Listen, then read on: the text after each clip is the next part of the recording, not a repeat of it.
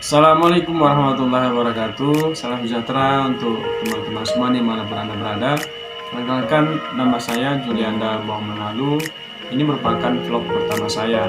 Pada vlog kali ini saya akan mereview isi dari buku saya. Ini merupakan karangan saya sendiri. Buku saya ini saya beri judul Eksistensi Kecik sebagai Hakim Perdamaian di Aceh. Bagaimana buku ini ingin memberi pemahaman tentang keberadaan hakim perdamaian itu dalam sistem peradilan umum. Jadi sebelum saya lebih lanjut untuk mereview isi buku saya ini, terlebih dahulu saya ingin menceritakan awal perjalanan sehingga terbentuknya ide untuk menyusun buku karya saya. Banyak informasi akan kalian dapatkan di dalam buku ini terkait dengan eksistensi kecil itu sendiri. Mungkin kalian bertanya-tanya, kenapa saya memilih judul ini? Apa sih menariknya dengan buku ini? Nanti itu akan saya ceritakan bagaimana perjalanan sehingga terbentuknya sebuah ide dahulunya menjadi sebuah buku. Ini berawal dari ketika saya mengecap pendidikan di Pascasarjana dulu. Pada saat saya menempuh pendidikan Pascasarjana, pada saat itu timbul ide untuk menuliskan buku ini. Namun pada saat itu tidak sampai merampungkan buku ini, hanya sebatas ide saja.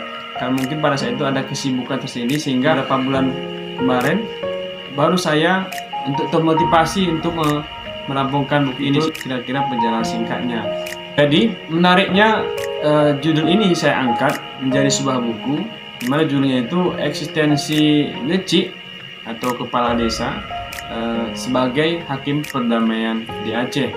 Jadi saya melihat bahwa selama ini di Aceh itu fungsi Ngecik itu dalam melakukan tugas-tugasnya ada 3 fungsi sekaligus.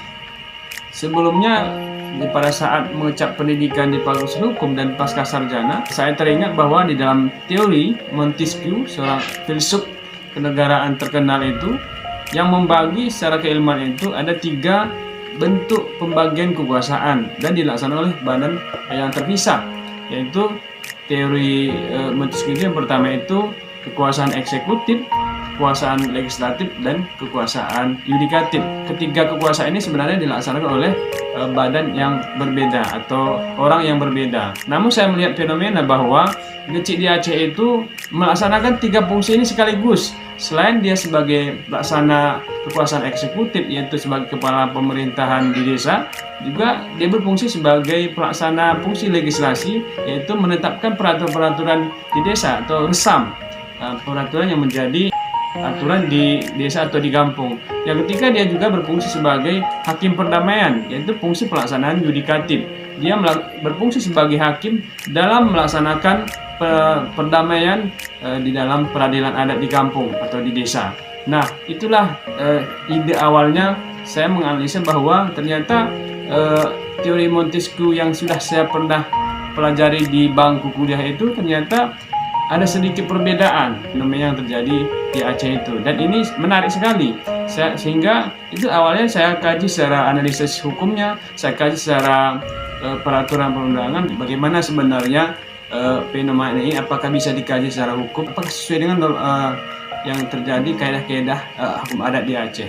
Itu sebenarnya idenya, sehingga terbitlah buku yang ada di tangan saya ini. Dari uraian saya tadi, saya ingin agar apa yang menjadi permasalahan atau apa yang dikaji dalam buku ini bermanfaat kiranya untuk membaca sekalian, terutama bisa menambah literatur kepustakaan di daerah maupun secara nasional, khusus mengenai dengan tema-tema apa yang saya angkat di dalam buku ini. Juga buku ini saya berharap bermanfaat kepada masyarakat luas, terutama kepada mahasiswa ataupun dosen yang concern mempelajari tentang ilmu tata negara ataupun ilmu hukum. Ternyata ada hal-hal menarik yang diketahui atau diperoleh ilmunya dari buku ini. Supaya tidak menambah rasa penasaran kita, alangkah baiknya langsung saja miliki buku ini, segera beli melalui kontak person yang kami sematkan di vlog ini. Nah, karena edisi pertama pada terbitan awal ini sebenarnya bukunya terbatas, sehingga ini tidak semua bisa dapat memperolehnya. Jadi siapa cepat dia dapat. Kita juga sudah sebenarnya bekerjasama dengan beberapa lembaga yang perpustakaan di daerah kita sudah bekerjasama, sehingga edisi pertama sangat terbatas sekali, sehingga saya sarankan bagi teman-teman yang ingin mendapatkan buku ini segera kontak person di kontak person yang telah kami sematkan ini. Jadi seperti itu.